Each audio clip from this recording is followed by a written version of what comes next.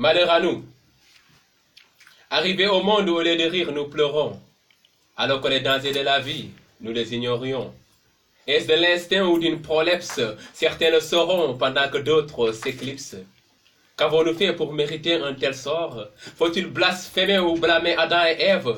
Certains gaspillent des richesses et conforts, pendant que d'autres qui souffrent en rêvent. N'avons-nous pas bercé Lucie et Toumani? Ou s'agit-il d'Indjakayeou, Moudjesselmou? Voilà que débarquent tous ces ennemis qui voyaient l'Afrique tel qu'un continent mou. Quand je repense à cette maudite balkanisation qui répartit mon continent en plusieurs nations, le divisa en plusieurs mouchons pour être utilisé tel qu'un vulgaire torchon. Pendant que la France prenait sa goulée, les Espagnols se remplissaient les poches. En même temps, à nos terres, les Portugais les foulaient et les Anglais ordonnaient leurs colonies de piocher des roches. L'étranger ne s'approprie jamais la demeure de l'hôte, ou disait une première dans l'histoire avec l'arrivée des Blancs sur nos côtes et qui s'emparent de tous nos territoires. En plus de la quantité d'or et de diamants à pied, un grand nombre d'hommes et femmes, jeunes et vieux, liés d'une grosse chaîne du cou au pied avant d'être déportés vers d'autres lieux. Je n'ai pas oublié la traite arabe, dans laquelle le noir a été lapidé et castré. Sur son bain de sang, il se vautrait jusqu'à qu'il n'ait plus de sa vie un rap.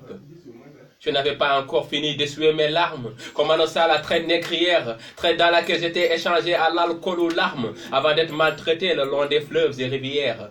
J'ai été bâillonné, déporté et déraciné, mes filles, femmes et mères violées, pendant que mes fils, frères et pères se faisaient assassiner. Tout cela fut ignoré, car la vérité fut voilée. Mon Afrique a été découpée comme un gâteau. Ces braves hommes et femmes exilés par des bateaux. Et comme si cela ne suffisait pas, il a fallu que vous nous imposiez le franc CFA. Contrôler nos pays ainsi que notre argent. Nous pousser à s'entretuer comme dans un ghetto. Introduire dans nos banques vos agents et faire tout pour qu'ils aient le droit de veto. Tuer et taxer nos révolutionnaires de faire une dictature. Leur faire subir d'horribles et d'atroces tortures. Or, ils n'ont fait que relever un défi. Hommage à Sankara, Lumumba et Kadhafi. On me dit aujourd'hui que l'Afrique est la destination de tous, qu'elle est le seul continent capable de sauver l'humanité. Cette race égoïste et pleine de vanité, témoin de vice sans pour autant bouger un pouce.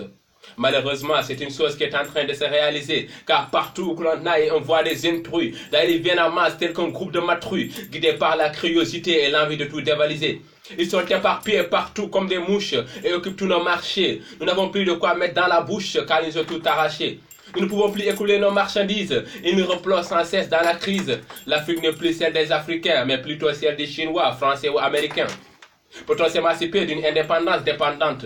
Pendant que nous indexions les Blancs dans nos débats, un frère de peau nous tire vers le bas et revient après pour parler d'une Afrique émergente. C'est pourquoi, malgré du fait d'être au plus bas de l'échelle, on nous demande toujours de payer des dettes. Malheur à nous, aux dirigeants marionnettes, dont l'Occident tire et tirera les ficelles. Salam. Marsalam.